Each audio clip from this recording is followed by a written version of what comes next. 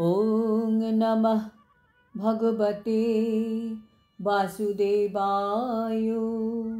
শ্রীমদ্ ভগবদ গীতা একাদশ অধ্যায় বিশ্বরূপ দর্শন যোগ। হরে কৃষ্ণ। আজ আমরা বিশ্বরূপ দর্শন যোগের 53 নম্বর শ্লোকটি শুনব।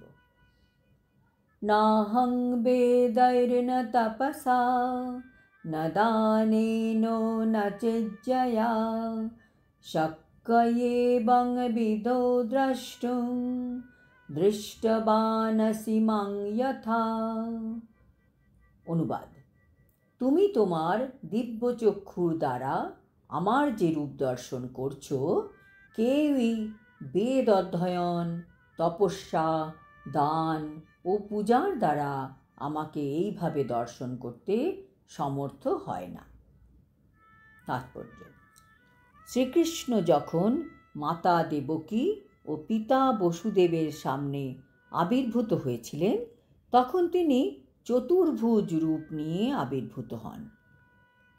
মাতা দেবকী সামনে চতুর্ভুজ নারায়ণ রূপ দেখে প্রণাম নিবেদন করলেন এবং ভগবানের কাছে অনুরোধ করলেন যে, হে ভগবান, তোমার এই মহান রূপকে তুমি রূপান্তরিত করে দ্বিভুজ রূপে এসো, না হলে কংসের হাত থেকে কিভাবে তোমাকে বাঁচানো যাবে। তখন ভগবান তার চতুর্ভুজ রূপ থেকে দ্বিভুজ রূপে রূপান্তরিত হন।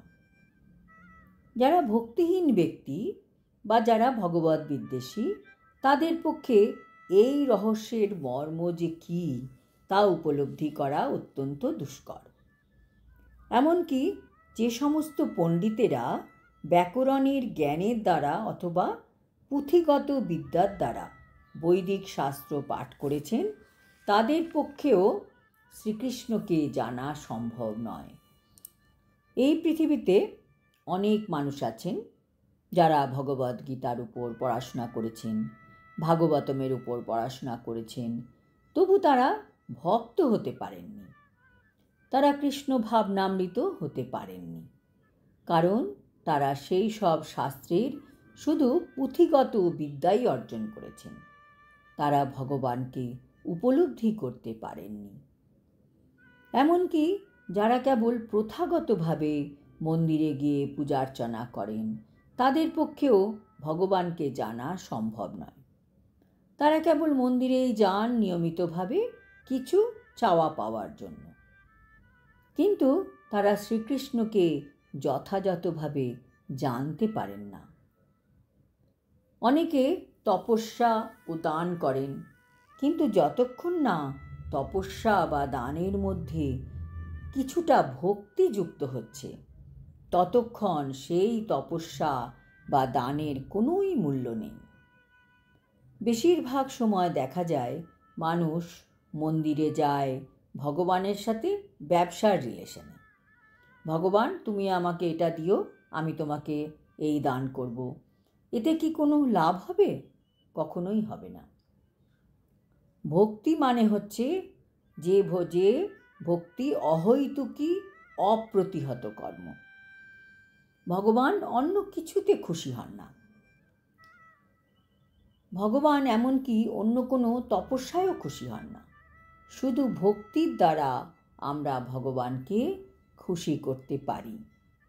আর দান, আমরা কোনো কিছু দান করে ভাবি বিরাট মহান কার্য করলাম, কিন্তু আমরা ভগবানেরই সম্পত্তি ভগবানকে দান করছি। আমাদের যা কিছু তা তো তারই সম্পত্তি, আমরা তো শুধু তার রক্ষাকর্তা। কাজেই যখন আমরা দান করব, তার মধ্যেও ভক্তি থাকতে হবে, অহংকার থাকলে চলবে না।